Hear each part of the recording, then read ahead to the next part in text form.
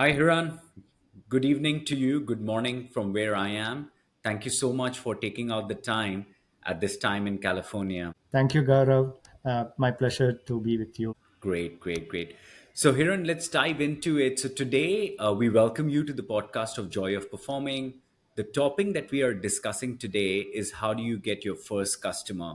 Very important. I've been a part of few startups and scale ups in my 2 decades of journey as an entrepreneur.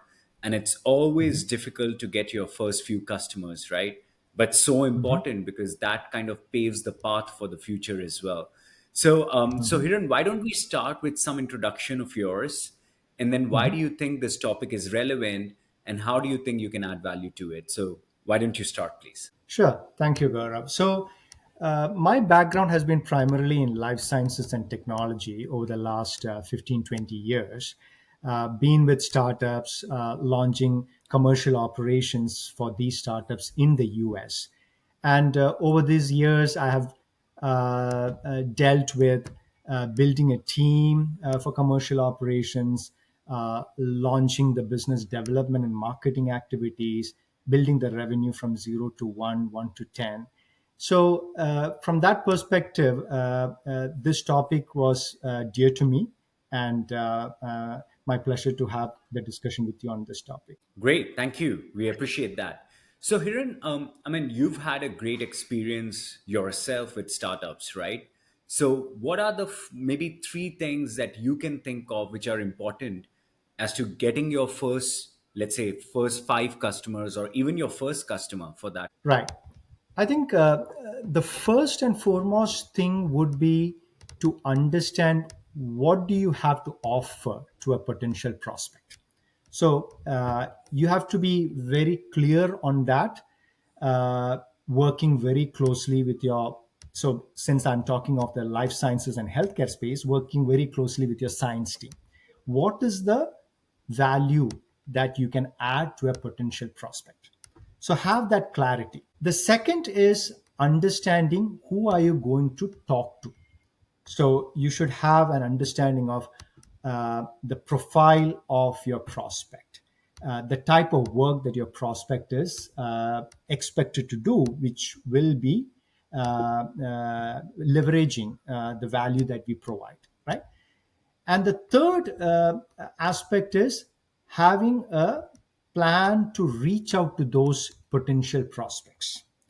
uh, Now we can get into the details of the reach out. There are many ways. There is no short answer to it. There are multiple ways that somebody has to try, but at least you should be mentally prepared to create a plan to reach out to all these prospects and cast a wide net in the initial days. No, great. And I'm just going to absolutely, and I totally agree with you. I think these three things, which is crystallizing your offering, having be sure what is your ICP or ideal customer profile, where they are, what do their pain points is, and how is that offering really matching to that pain point, and then Yeah. what is the best way to get them right. And there is no one size fit all. I mean, sometimes it can be inbound, outbound, many different ways.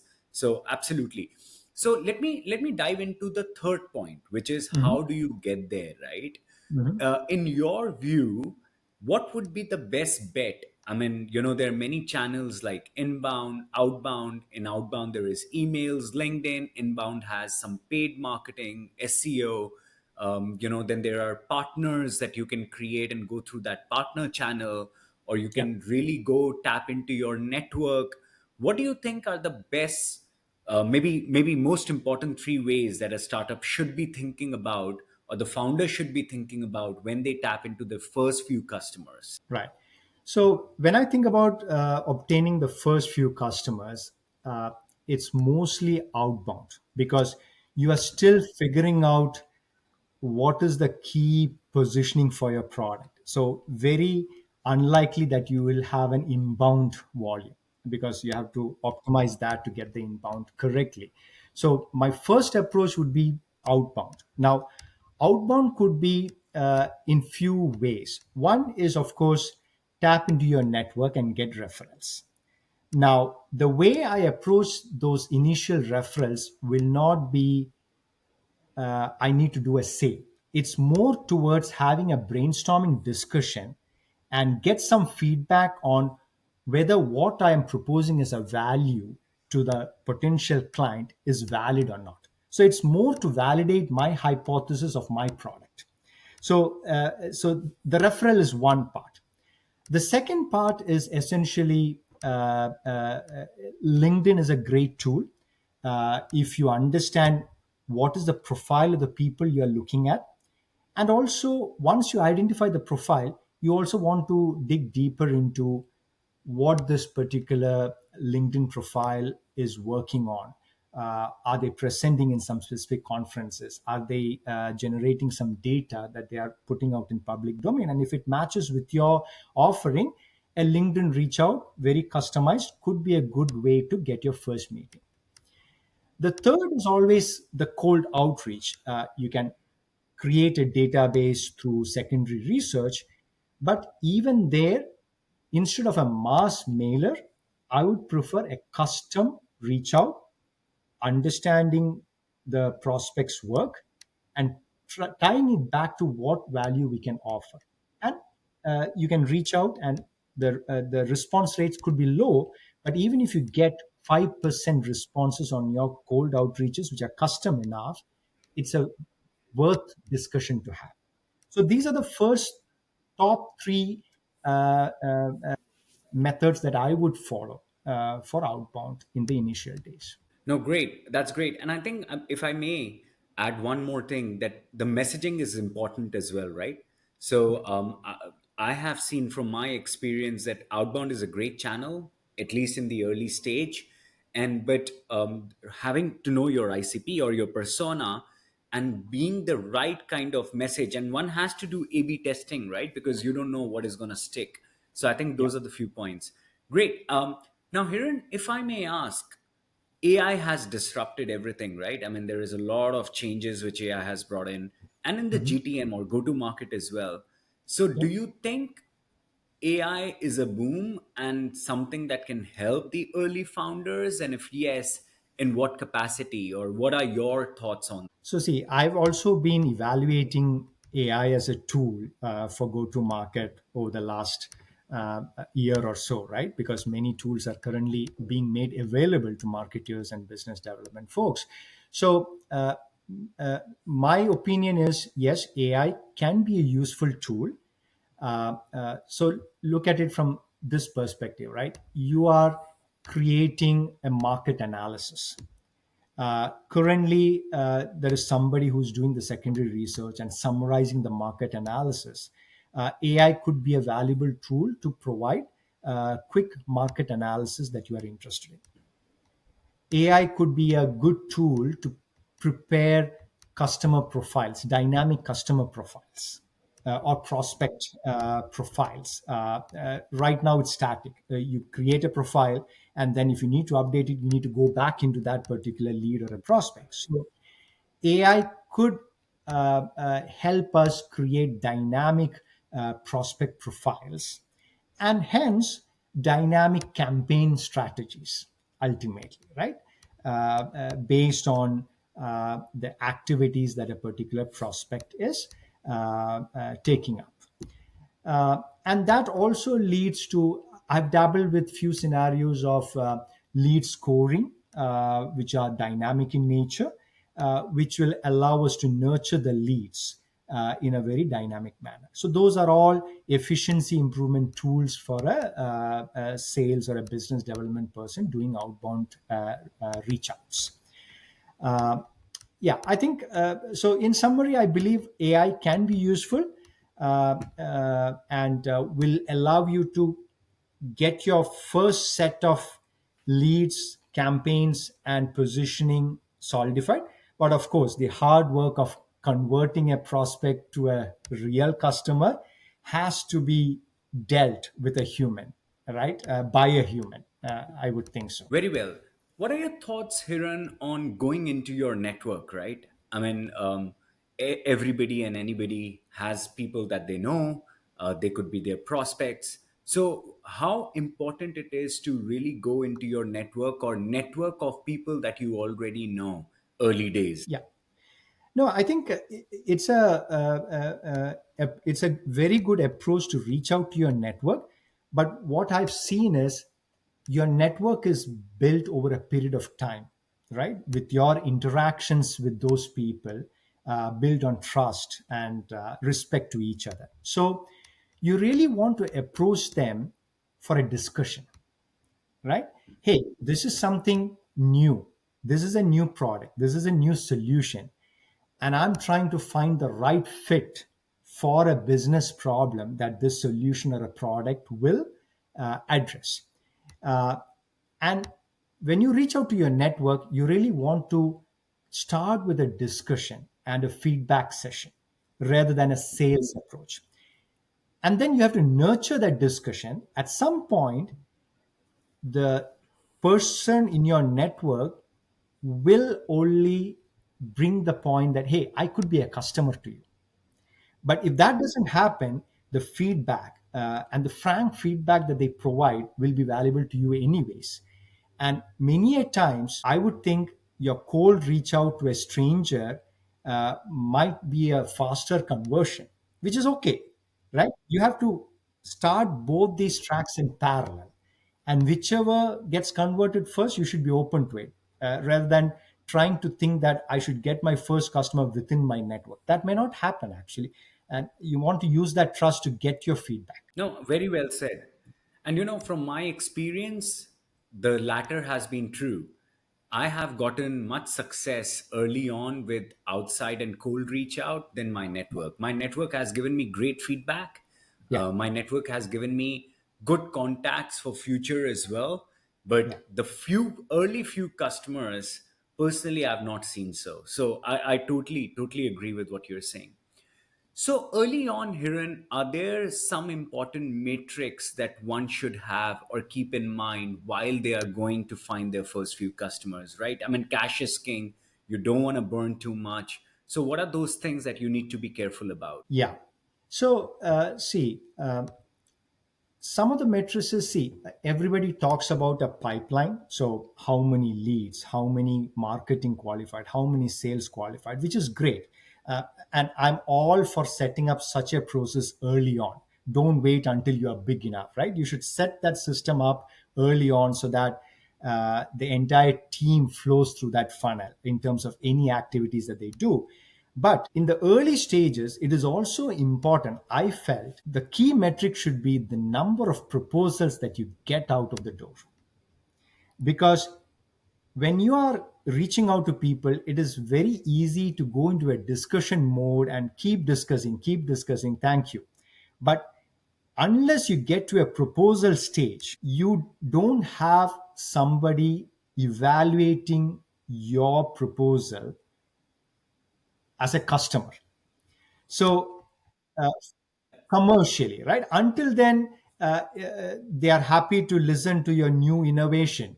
They are happy to learn about your new innovation and discuss feedback. They are happy to refer to other people, open network for you. But for me, the key metric to notice if my initial reach out is moving in the right direction is number of proposals. And as soon as I know if there is a business need, I should write up a proposal, because when I write the proposal, I'm also solidifying my business case, right? And I'll start writing up what's the hypothesis, what's the business problem, what is my solution, and what does it take to build this solution, and what does it take, or how much is the customer willing to pay for it. I start thinking through it in a structured manner, and you write it up. And you may not get it right in the first instance, and you will send it to your prospect, and they'll say, oh, this doesn't make sense. Fair point, tell me what is wrong. Or maybe the price is completely off, or maybe the methodology is completely off. That's a learning. And the sooner that you learn about these, the better it is, because your next reach out, you will go with a much refined proposal.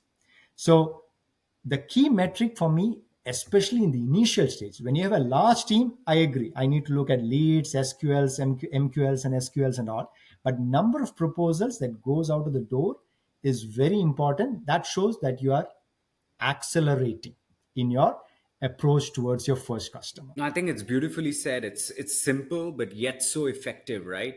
I mean, you can make your pipeline as fat as you want it to be, but if it's not going to proposal, if it's not going to contract, the commercial viability of your product or service is questionable. So I think very well said, very well said.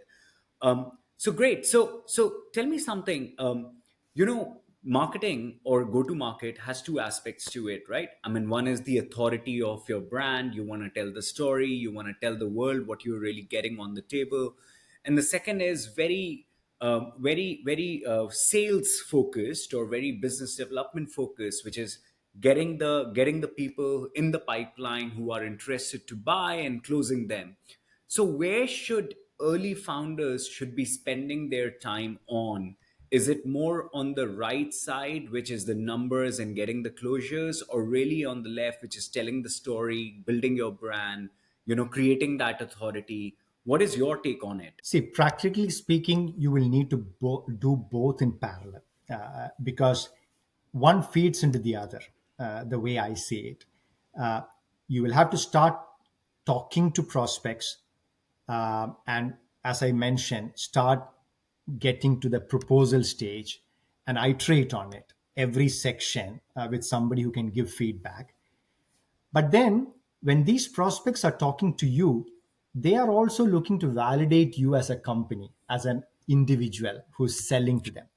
So, parallelly, you have to create your branding and marketing and thought leadership positioning as well. So, put together white papers on your solution, put together blog articles, have a decent website, not the most fanciest one, but at least have a decent website that conveys what area do you play in and what's the value that you can offer to somebody. So it's a cross validation to somebody whom you're talking on the parallel track. So early stages, you have to have a fine balance between these two. And as and when you continue these discussions, you have to immediately get that feedback and update it on your branding and thought leadership. There should not be a disconnect between these two. And in my experience, this feedback loop can happen even every other day. It's not that, as in large companies where you wait for a quarterly release or a monthly release, you are pretty much looking at everyday changes on your website or your content, right? Uh, and that hustle has to happen between your business development and the marketing and the science team. Sometimes you talk to your prospect with about your solution and your product and methodology, and you get a feedback about changing that. You need to talk to your science team immediately and say, hey, this is the feedback I got. The white paper that you have says this, and that is not correct according to an expert in the field. Let's update it immediately and then get it onto the website immediately. So you have to be the conduit to get that feedback back to your science and marketing team in a very accelerated manner because you don't have time to waste. Right. And I think if I may just add one more thing to it, it's very important to filter as well. Because when you go to the market and you're speaking to 10, 20 people, Yeah. on a weekly basis, you will get a lot of ideas. People will question, people will like to give their suggestions. But Yeah. in my view, you got to have that head where you can filter things out as well. Because if you start taking everything back to your science team or your product team, I Yeah. think they'll go crazy, right? So I think that Completely. that filter is equally important. Completely agree. But always keep a track of all of these feedback because you never know when you want to revisit some of that feedback.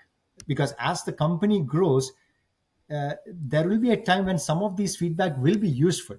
But Yeah, what is it that you want to act on immediately? You will have to filter. I agree. But absolutely. no feedback is useless. Okay, very well. Yeah, I mean, maybe the use case isn't today, it can come in the future. But if you have it backlogged somewhere, you can go back and revisit. Very well, very well. So, Hiran, let me take a little bit of a change in direction, right? So, early customers, great. What is your understanding of a product market fit? And I mean, there are so many definitions out there, and people kind of track it differently.